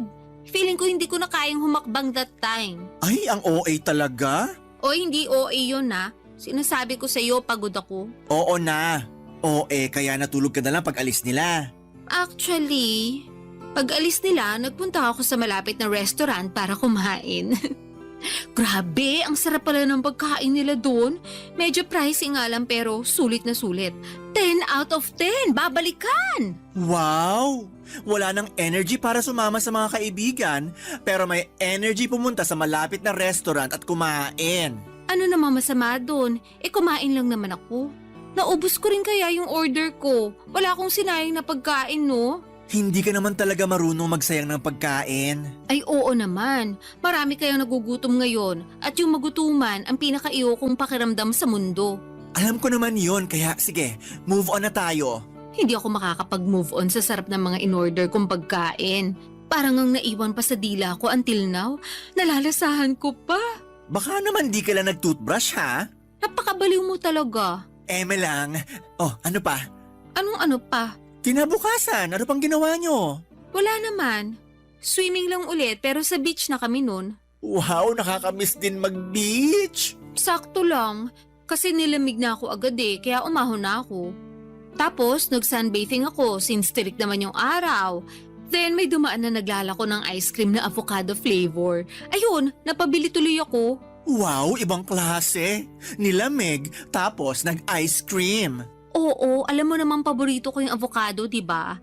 So, hindi ko matanggihan. Nakaapat na apa nga ako. Uy, buti hindi sumamatchan mo. Hindi naman. Bakit? Grabe naman yung apat. Tiba-tiba si Manong sa'yo for sure. Hayaan mo na. Basta ako nag-enjoy sa ice cream ko. Parang wala ka namang ibang ginawa doon kundi kumain. Actually, tama ka. Kumain lang ako ng kumain.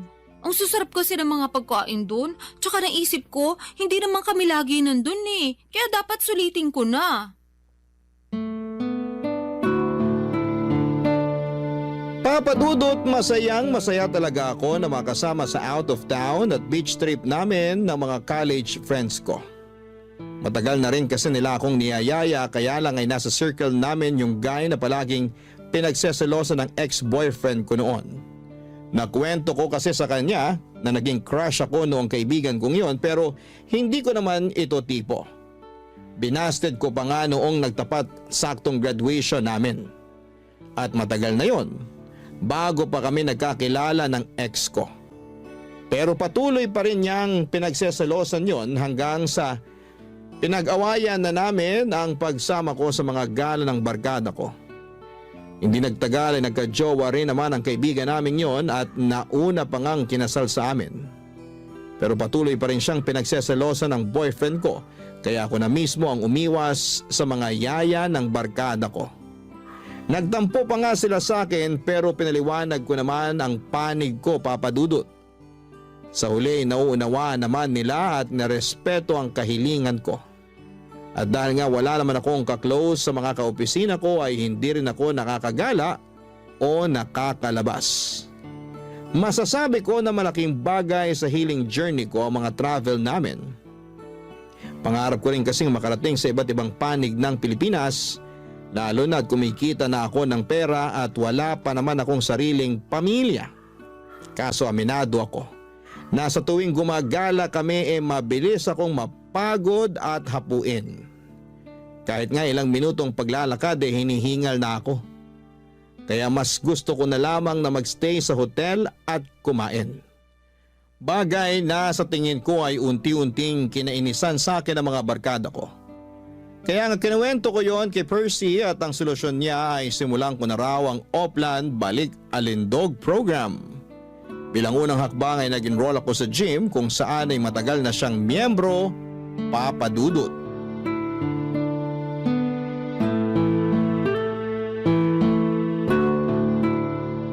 Nakakainis ka naman, Colette. Bakit ka naman naiinis dyan? Tanong-tanong ka pa talaga? Sinayang mo lang naman membership fee dun sa gym. Hinahanap ka kaya ni coach sa akin. Sabihin mo na lang hindi na ako babalik. Ayoko na. Suko na ako. Suko ka na agad? Nakakailang session ka pa lang? Ano magagawa ko kung ayaw ko na talaga? Baka naman sa isip mo lang yan ha? Sigurado ako sa desisyon ko. Pinag-isipan ko yun nung muntik na akong lagnatin dahil sa sakit ng katawan after nung first session. Grabe kaya pakaramdam ko nun. Kulang na lang magpa-ospital ako eh. Sobra naman yung magpa-ospital. Sa pagkakatanda ko, nag-treadmill ka lang naman nung unang araw mo. Correction, isama mo na yung pag-akyat baba natin dun sa hagdan papunta sa gym. Kung bakit kasi hindi uso elevator dun, nasa third floor din kaya yung inakyat baba natin. May elevator naman, pero under maintenance. Tsaka ayaw mo nun. Naka-warm up ka na nung umakyat ka sa hagdan. Magandang cardio rin yun para maramdaman mo namang may puso ka. May puso ako, no? Ramdam na ramdam ko sa tuwing kinikilig ko kung tikman yung bagong pagkain sa menu. Yan, dyan ka magaling sa pagkain. Ano namang masama doon? May batas ba na nagbabawal akong kumain? Walang batas at hindi masama. Bakit kasi ganyan ang tono mo? Para mo na rin sinabing wala akong karapatang kumain. Hindi naman ganyan punto ko. Ang akin lang, nagpatulong ka sa akin para makapagbawas ng timbang, di ba? Kesyo dami mo nang nararamdaman sa katawan mo at gusto mo namang makasabay sa trip ng mga kaibigan mo. So ako naman, sige, tinulungan kita. Pero bago yon, tinanong muna kita kung talagang desidido ka na magbawas ng timbang. Sabi mo, oo. Kaya nga nag-enroll tayo sa gym, di ba? Oh, makalipas na ng ilang session ayaw mo na? Ano na lang gagawin mo sa buhay mo para mabawasan timbang mo? Hindi ko alam. Parang ayoko na nga mabawasan ng timbang kasi okay naman ako. Anong okay?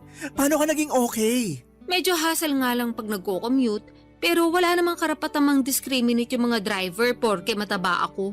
Irereklamo ko talaga sila, sige. O sige, ando na tayo. Pero paano na lang yung overall health mo?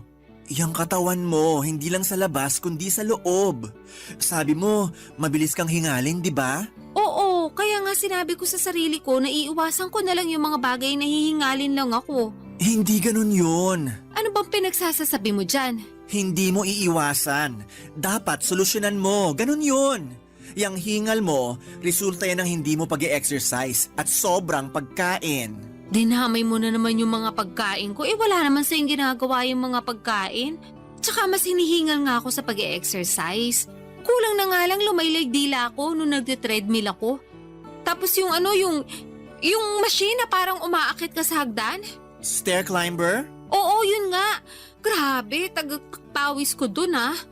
Ewan ko ba, umakit na nga ako ng hagdan na hanggang third floor tapos pagkaganunin pa ako ni coach. Ano yun? Naglolokohan na lang ba kami? Hiyang-hiya naman sa'yo si coach. Palitan mo na kaya siya, no? Pag pinalitan ko siya, sigurado magsasara ang gym kasi papalitan ko ng restaurant business. Mas marami kita ko doon for sure. Alam mo, ewan ko sa'yo. Kinain ka na ng sistema. Hindi sistema ang kumain sa akin. Tsaka nagsasabi lang naman ako ng totoo. Hindi naman ako masaya sa pagpunta ng gym na yan eh. Sakit ang katawan lang inabot ko. Alam mo kung saan ako masaya? Oo, parang alam ko na kung saan. Sa pagkain? Tama! Ay, pag kumakain ako, parang nakalutang sa alapaapa mga paa ko. Lalo na syempre kapag masarap yung kinakain ko. Tsaka mas nai-enjoy ko yun, mas nagiging masaya ako. Delusional ka lang. Akala ko ba walang masama sa pagkain? Wala nga. Pero yung pagiging matakaw mo sa pagkain, yun ang masama. Sobra ka naman. Hindi ako magsasorry. Duwag. Mabuti pa, order na lang ako ng merienda. Ay nako. Bagay talaga sa yung pangalan mong Colette. Masyado kang makulit.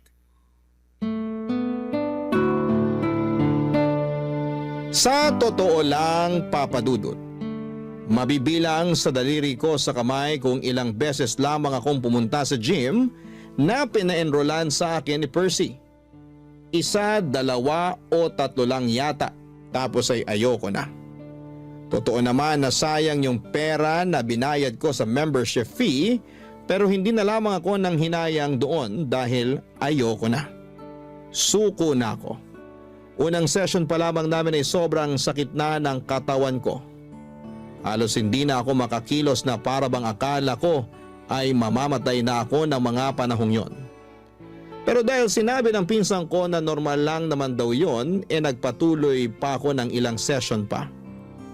Kaya lang ay hindi ko talaga kaya, Papa Dudut. Ako pa naman yung klase ng tao na hindi nagtitiis kapag nasasakta na.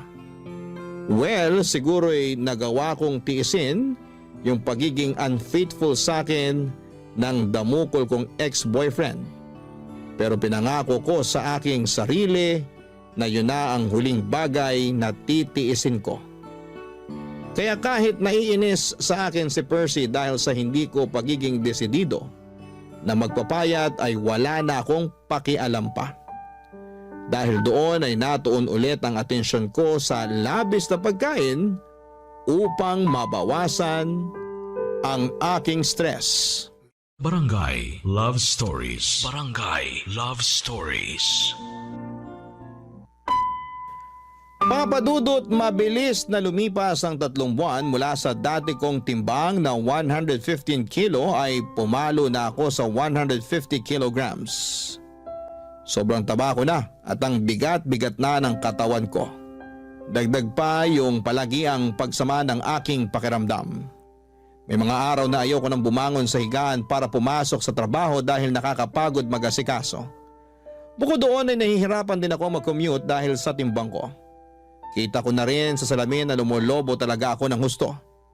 Lumaki ang mga braso ko at hita at nadagdagan ng 1 layer ang bilbil ko sa tiyan at sa leeg ko. Umumbok din ang aking mukha at hindi ko na makita dahil sa dagdag na taba ng aking leeg.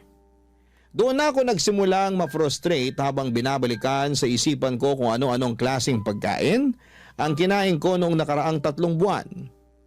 Na-realize ko na sobrang daming carbohydrates, maalat at matatamis na pagkain ng walang pasubali kong nilantakan. Malala kapag magkaka-period na ako dahil nandun yung magkikrave talaga ako sa iba't ibang unhealthy food and drinks. Tapos nung isang beses ay hindi ako dinatna ng menstruation ko. Akala ko'y delay lang pero dahil praning ako ay nagpakonsulta na ako sa isang OB gynecologist. Doon ko napag-alaman na may PCOS ako o Polycystic Ovarian Syndrome. Bilateral din. Ibig sabihin po nun ay 2 ovary ko ang merong cyst na nakakaapekto sa aking hormones. Bukod doon ay lumabas sa laboratory exam ko na may type 2 diabetes din ako. Dahil sa mga sakit ko ay lalo akong na-frustrate. At imbes na gawin ng payo sa akin ng mga doktor na magbawas ng timbang ay kabaliktaran noon ang ginawa ko. Mas lalo akong nagpaka-lango sa pagkain, Papa Dudut.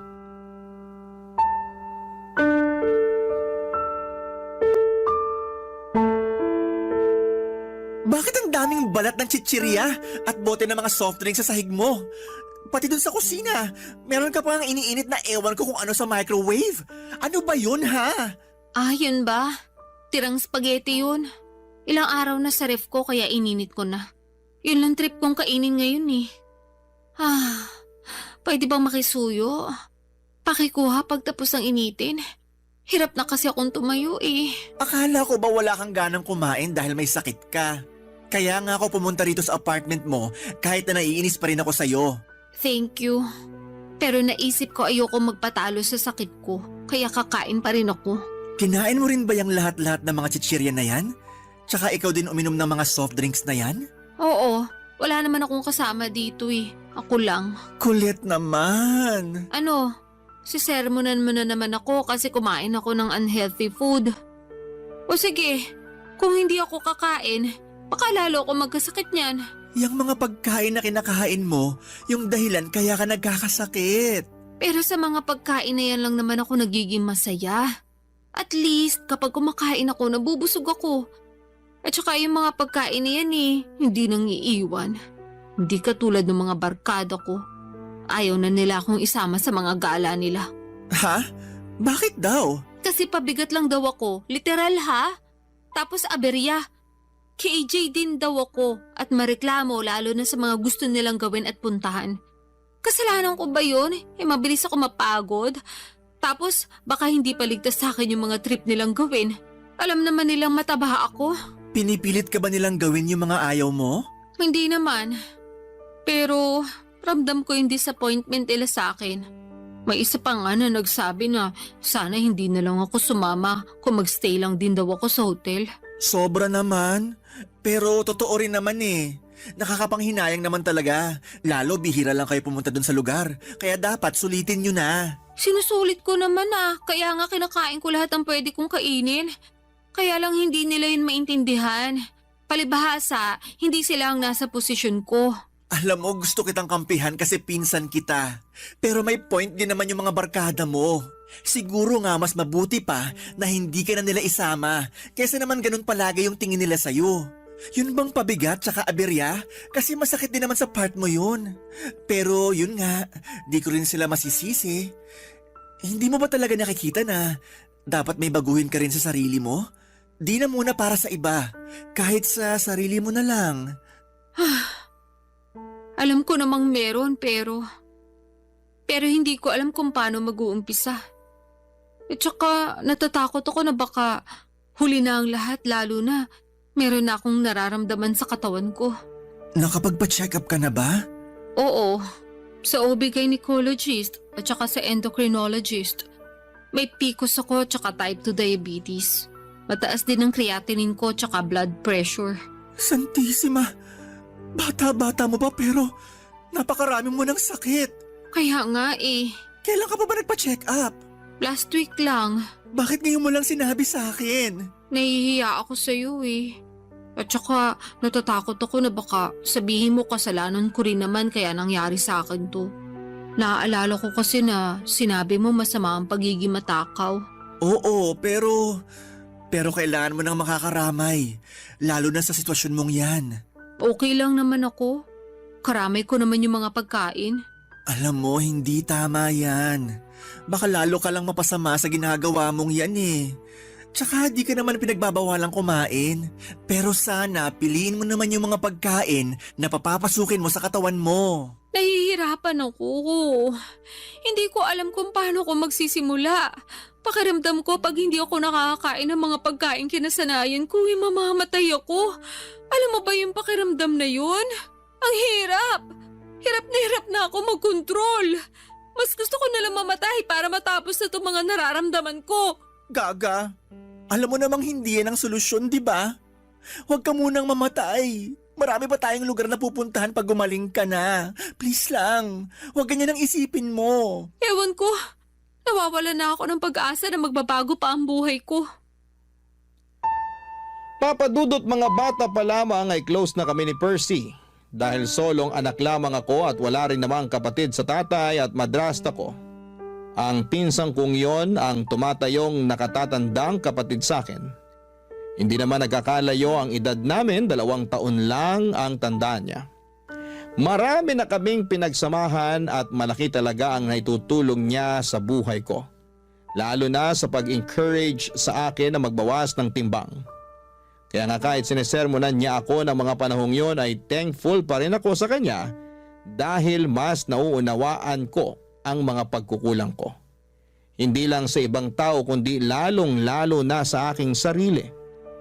Matapos ang pag-uusap namin yon ni Percy ay nagbalik tanaw ako sa aking nakaraan. Bumalik ako sa mga panahong nagsimula akong magkaroon ng unhealthy relationship sa pagkain. Alam ko kasi na walang kasalanan na mga kinakain ko sa kondisyon ko dahil ako mismo ang nawala ng kontrol. Pero naniniwala din ako na hindi pa naman huli ang lahat lalo na kung desidido akong magbagong buhay. Kaya nga noong 2024 lang ay pinatapos ko muna lahat ng mga handaan bago ko pangatawanan ang New Year's resolution kong magpapayat ng tuluyan. Bilang unang hakbang, nagbawas ako ng kinakain lalo na yung unhealthy katulad ng junk food, soft drinks at sugary treats. Sobrang hirap. Lalo na at umabot na ako sa puntong naglalaway ako, makakita lamang ako ng mga paborito kong pagkain. Pero sa tulong ni Percy at ng aking dietitian ay kinaya ko naman. Sunod kong binawasan ay ang mga consumption food ng carbohydrates. Ang mga halimbawa noon ay kanin, tinapay at mga pasta. Pero hindi ko naman kagad inalis sa sistema ko, lalo na at meron akong mga sakit.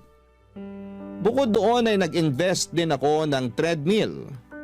Ginagamit ko lang naman yon pag maulan, pero pag hindi naman ay sinasamahan ako ng pinsan kong maglakad-lakad sa gabi. Nagbabadminton at volleyball din kami, pampapawis. Kaya sa loob ng 2 buwan, nabawasan na ang timbang ko ng halos 10 kilo.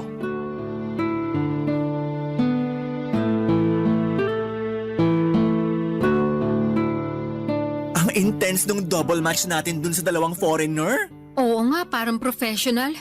Ayun, talo tuloy tayo. Hayaan mo na, at least mga gwapo naman sila. Kota mga mata ko sa silay. Sa bagay, ako rin naman. Gusto ko yung kumukorte talaga yung mga abs sa damit kasi pawis na pawis. Ay, sinabi mo pa. Pero speaking of pawis, grabe pawis ko dun sa laro natin Tagaktak! Ako nga hingal na hingal eh.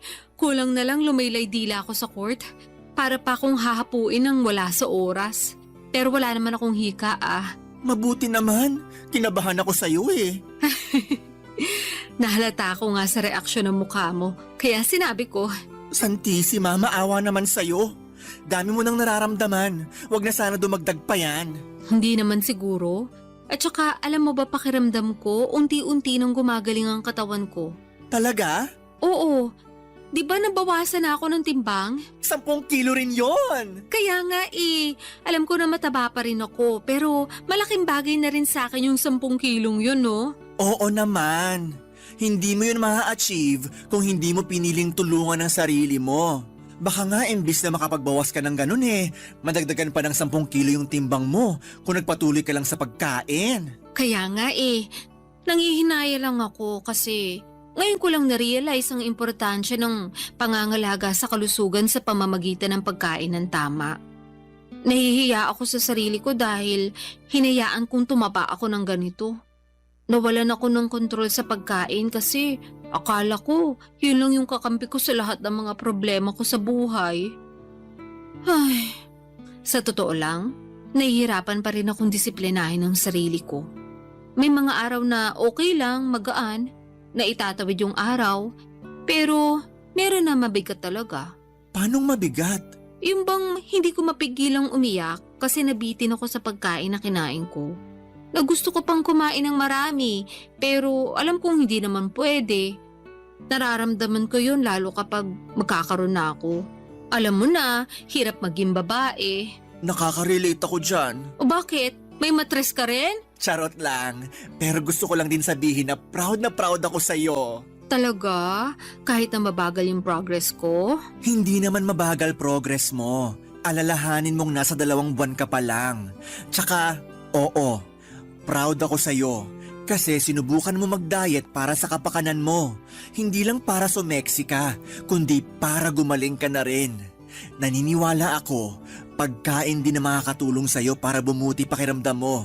Pero syempre, yung tamang pagkain ang tinutukoy ko Tapos samahan mo pa ng exercise at inumin yung mga gamot na reseta sa'yo. Palung-palo ka na. Totoo rin naman. Nang pinagpapawisan kasi ako at nakapagbawas ng timbang gumaan talaga ang pakiramdam ko as in. Pakiramdam ko nga ibang tao na ako. Gumanda rin yung skin ko at saka mahimbing na rin yung tulog ko. Umayos din yung tingin ko sa buhay.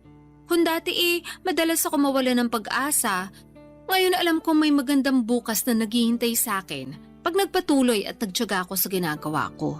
Ganyan nga. Kaya proud talaga ako sa iyo Alam ko na hindi madali pero kinakaya mo. Grabe, bilib na bilib ako sa iyo. Pinagmamalaki kita. Thank you. Pero kung tutuusin, Hindi ko naman to magagawa kundi dahil sa'yo. Ikaw yung nandyan para tumulong sa akin kahit na maraming beses ako naging pasaway.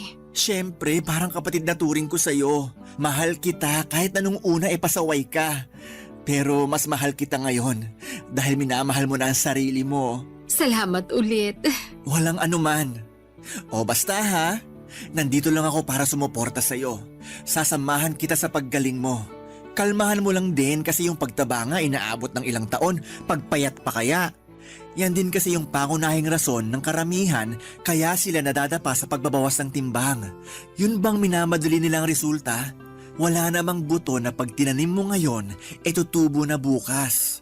Sipag, tiyaga, disiplina at consistency ang kailangan para ma-achieve mo yung mabuti at magandang resulta para sa sarili mo.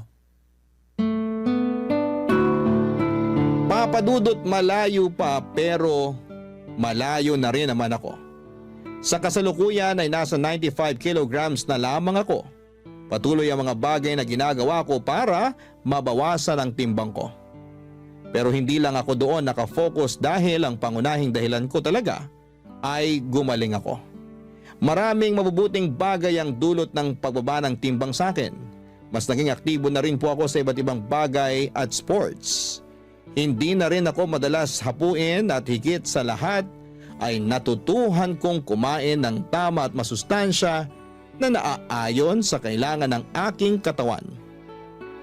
Hindi ko pa na-achieve ang goal weight ko pero hindi ako susuko lalo na ngayon na mas mahal ko na ang aking sarili. Sabi nga nila kapag maayos ang tingin mo sa iyong sarili ay naapektuhan noon hindi lang ang iyong pananaw, kundi maging ang relasyon mo sa mga bagay at tao na nasa paligid mo. Bilang nasa paglalakbay pa ako ng paggaling at pagbabawas ng timbang, sinama ko na rin po sa bucket list ko ang makapag-counseling upang ipakonsulta ang mga karanasan ko na naging dahilan para maging obsessed ako sa pagkain. Yun din kasi ang sabi ng dietitian ko. Sadyang ako lang yung hindi pa handa ng mga panahong yon.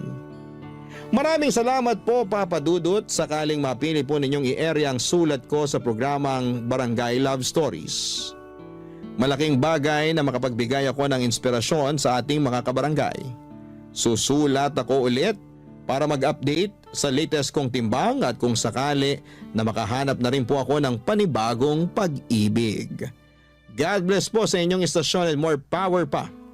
Ang inyong forever kapuso at kabarangay, Colette. Barangay Love Stories. Barangay Love Stories. Anong say mo sa Barangay Love Stories na ito? Pagkwentuhan natin sa comment section yan. Nagustuhan ng iyong napakinggan? Ituloy yan via live stream sa www.gmanetwork.com/radio.